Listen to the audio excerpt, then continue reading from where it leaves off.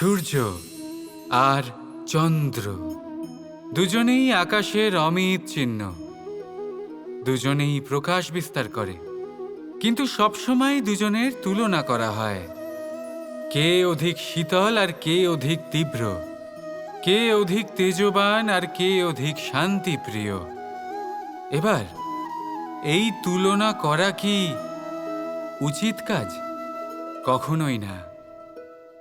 কারণ এই দুজনেই যতই প্রকাশপুঞ্জ হোক, কিন্তু এই দুজনেই ভিন্ন। দুজনেরই নিজের নিজের মাহাত্ম্য আছে, আর দুজনেরই নিজস্ব সময় আছে আলোকিত হওয়ার। তাই এদের তুলনা করা অনুচিত। ঠিক সেইভাবেই আমাদের জীবনেও তুলনা করা অনুচিত হবে। নিজের তুলনা অন্য কারোর সাথে কখনো করবেন না, আর যদি অন্য কেউ আপনার তুলনা অন্য কারোর সাথে করে তাতে মন দেবেন না।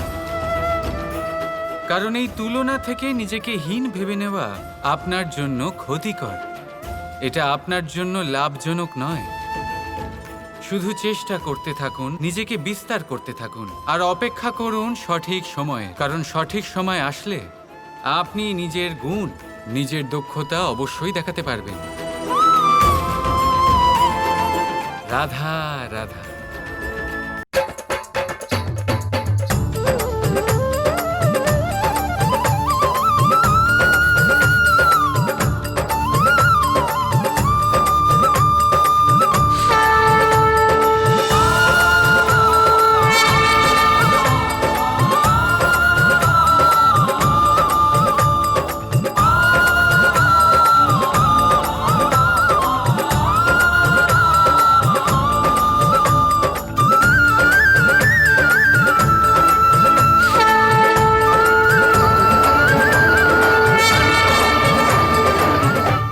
পাত্রপক্ষ থেকে বাগদানের নিমন্ত্রণ সবাই পেয়ে গেছেন, আর কন্যাপক্ষ থেকে বিনায়ক দেবের পুজো আরম্ভ হবে। এবার সর্বপ্রথম বার্তা যাবে শ্রী গণেশের কাছে,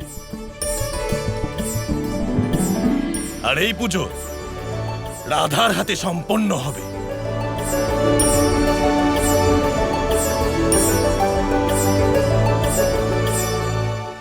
কৃষ্ণ, তুমিও বসো না পুজোতে। রাধা, গণেশ দাদাকে এমনভাবে নিমন্ত্রণ করবার কোনো দরকার নেই। আমি মহাদেবকে নিমন্ত্রণ দিয়ে এসেছি। এবার যদি পিতা আসে তাহলে পুত্র তো অবশ্যই আসবে। তুমি নিশ্চিন্ত থাকো। দেখো, ভগবানের বিষয়ে উপহাস আমার একদম পছন্দ নয়। রাধা, আমি উপহাস কোথায় করছি? আমি সত্যি মহাদেবের কাছে কৈলাসে ঠিক আছে, গেছিলাম। ঠিক আমি আছে। তুমি মহাদেবকে নিমন্ত্রণ করেছো তো, এবার শ্রী গণেশকে আলাদাভাবে নিমন্ত্রণ করতে আপত্তি আছে? না, আমার কোনো আপত্তি নেই। তাহলে চলো বসো পুজোতে।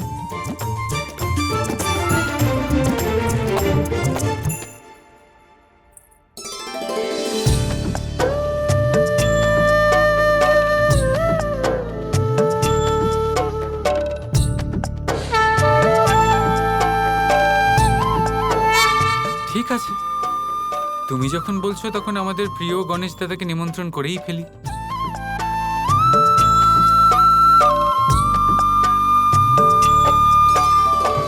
তাই তো গণেশ দাদা?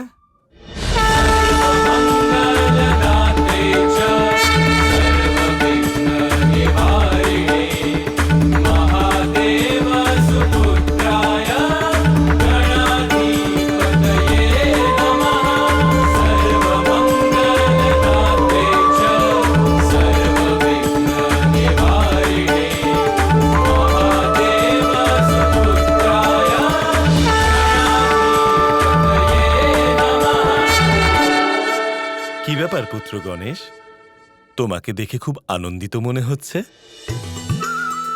আনন্দের কোনো বিশেষ কারণ? হ্যাঁ, আমার মনে হলো নারায়ণ আপনাকে এবং মাতাকে বিবাহতে নিমন্ত্রণ করেছেন, কিন্তু আমাকে নয়।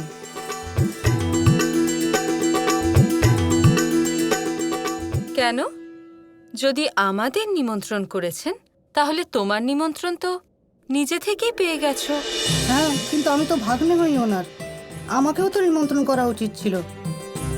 এই কথাটা নারায়ণ বোঝেননি, কিন্তু দেবী দাদা নিশ্চয়ই বুঝতে পেরেছেন। গণেশ, তুমি সর্বদা দেবী রাধার খুব প্রিয়। এই জন্যই নিজের সমস্ত স্মৃতি ভুলে গিয়ে শুধু তোমাকে বলার জন্য পৃথক পুজো করলেন উনি। সত্যি? তাহলে আমি তো ওনার বিবাহে সবচেয়ে আগে যাব।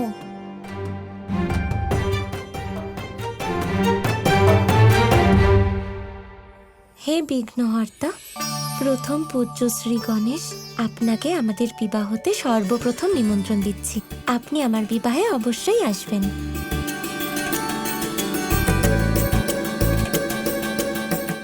রাধা, গণেশ দাদা সম্পূর্ণভাবে প্রস্তুত। সম্ভব হলে উনি তো এক্ষুনি পৃথিবীতে চলে আসেন। উপরে কি দেখছো? এখন তো মনে হয় তোমার শ্রী গণেশের দর্শন হয়ে গেছে, তাই না?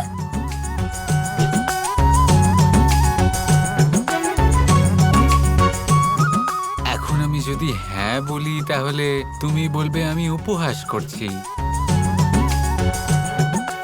মায়ার খেলা খেলে আমাদের তুমি বারবার বিফল করেছ কৃষ্ণ।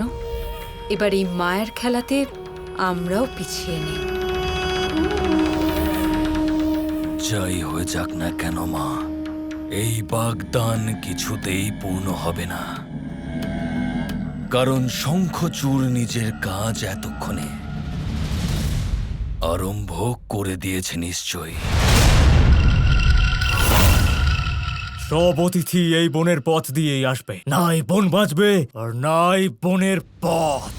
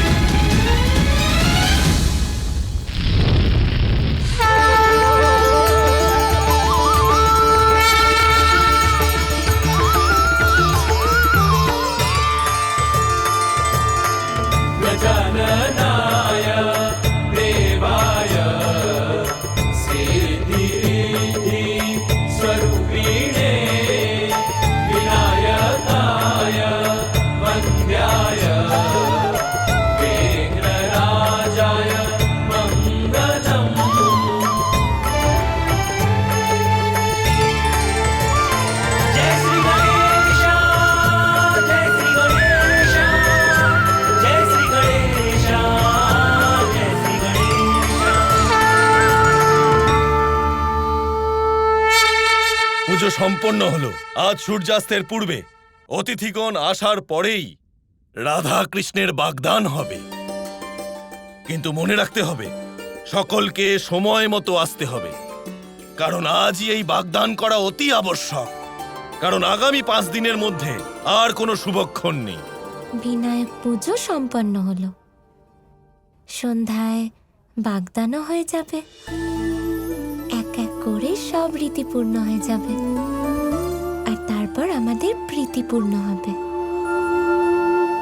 প্রধান মশাই, অনর্থ হয়ে গেছে, অনর্থ। সমস্ত মুঞ্জা বনে আগুন ধরে গেছে, সারা বন জ্বলছে।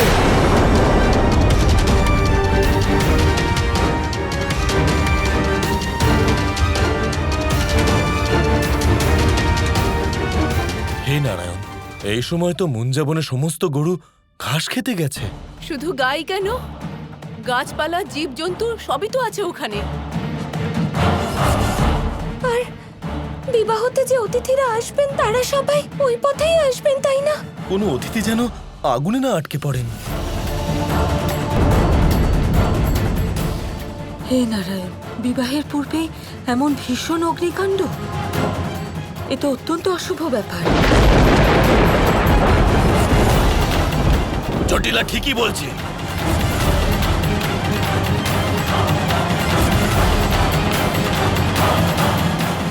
আমাদেরকে এখনই বেরোতে হবে অতিথিদের রক্ষা করার জন্য। চলুন বন্ধু, এসো।